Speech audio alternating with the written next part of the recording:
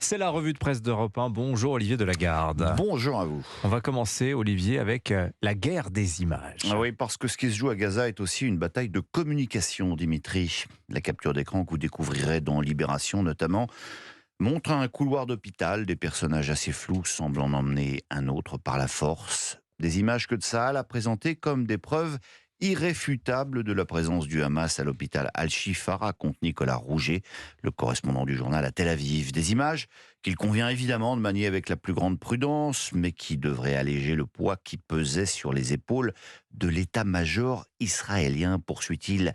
État-major pressé d'apporter des preuves que le mouvement palestinien utilisait le complexe hospitalier à des fins opérationnelles. Parce que les questions commençait à être de plus en plus embarrassante et précise. Dans l'opinion, Jean-Dominique Merchet se demande d'ailleurs ce matin si l'opération sur l'hôpital n'est pas un fiasco de grande ampleur du renseignement israélien.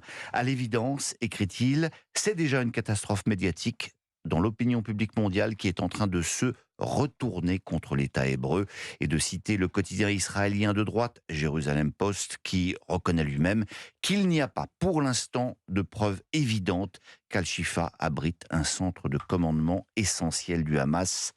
Et le risque pour l'armée israélienne est effectivement de perdre un combat décisif, explique également Guillaume de Dieuleveux, correspondant du Figaro à Jérusalem.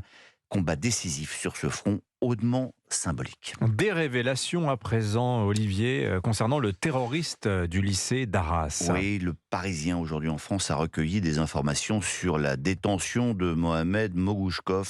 Ce qui frappe d'abord, c'est la désinvolture, les provocations avec lesquelles l'assassin de Dominique Bernard répond aux enquêteurs. Le lendemain de son arrestation, il lance à ses enquêteurs « Vous m'avez manqué !»« Non, je rigole !» raconte Jérémy Famelet.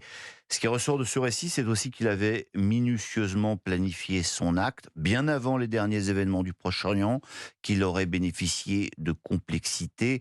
Bref, l'idée que ce soit un loup solitaire est totalement fausse, qu'il est animé également par la haine de la France, de la démocratie, de la laïcité. Puissent ces révélations, écrit Jean-Baptiste Isaac dans son éditorial, ouvrir les yeux aux derniers somnambules qui n'ont pas pris conscience du défi que représente l'islam radical pour la sécurité du pays. Alors après ces informations, passons à des états d'âme, Olivier. Eh bien oui, Dimitri, ceux d'une journaliste sportive. Elle s'appelle Christelle Bonnet, elle travaille à l'équipe et tous les lundis, elle signe un petit billet d'humeur en dernière page du quotidien sportif. Et au regard de l'actualité internationale dramatique, elle raconte aujourd'hui ses angoisses existentielles. Parce que ça sert à quoi un journaliste de sport quand la planète brûle, qu'on tue les enfants, qu'on bute les profs, s'interroge-t-elle. Quand les reporters de guerre venaient nous présenter leur métier en école de journalisme, raconte-t-elle, on savait qu'on n'aurait pas la même carte de presse. Alors à la lecture de ce petit papier bien troussé, on a envie de répondre que se poser la question, c'est déjà un beau réflexe d'humilité qui n'est pas la vertu la plus courante dans notre profession, et puis que si on a besoin du sport pour nous aider à supporter le reste de l'actualité, qu'on est amusé et intéressé d'apprendre par exemple dans le même numéro de l'équipe que les terrains de foot des professionnels sont attaqués par des champignons. Tiens. Cette saison, me direz-vous, en J'allais automne, vous le dire, oui. mais ça ne fait pas du tout rigoler les jardiniers des stades, notamment celui de la Mosson à Montpellier, où Alexis Danjon a enquêté.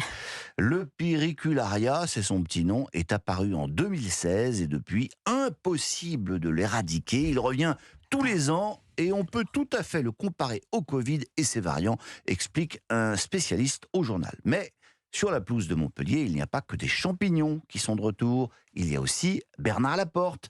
Moins d'un an après sa condamnation pour corruption et trafic d'influence, l'ancien entraîneur, ancien ministre, ancien président de la Fédération de rugby a été embauché par son ami Moed Altrad, le patron du club de rugby de Montpellier, qui lui aussi a été condamné dans la même affaire.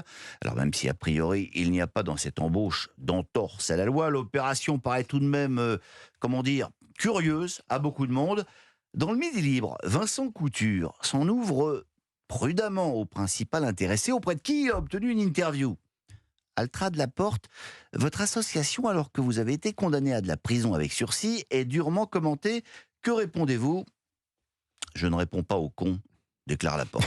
Ça a le mérite d'être clair. Mais on va pas terminer quand même là-dessus, Non. d'autant que dans ses pages sport, Libération apporte enfin la réponse à la question du week-end.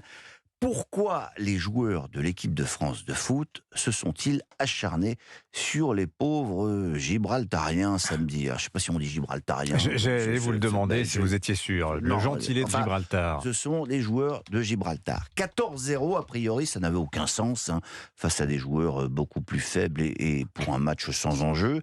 Eh bien, Grégory Schneider a une théorie vintage, comme il dit. Les Français, en fait, ont voulu les punir, car les joueurs de Gibraltar ont la réputation de jouer trop violemment.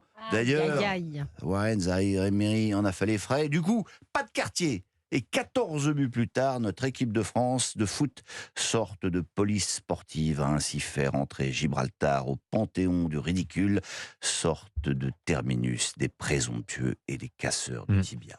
J'ai regardé le Pyrruicularia, le petit champignon dont vous nous parliez qui infeste la pelouse de Montpellier. Alors je m'attendais à un bolet, vous voyez, ce genre de champignon. En fait non, c'est des petits champignons. Voilà, et ça ravage la pelouse elle-même. Vous allez voir, ça la jaunit, on dirait qu'elle est complètement pourrie, ça fait des trous. C'est ce genre de champignon. Alors, ça vous a intéressé donc? Ah bah tout à fait, tout à fait. Mais j'avais cette image, vous voyez, de trompette de la mort pour un trou poussant. Il est déjà en train de faire une petite cueillette. On a du temps ce matin, c'est ça. Mais on dit bien gibraltarien pour les habitants de Gibraltar. Vous aviez raison, une fois de plus, Olivier Delagarde. Nous attendons Pascal Praud. Pascal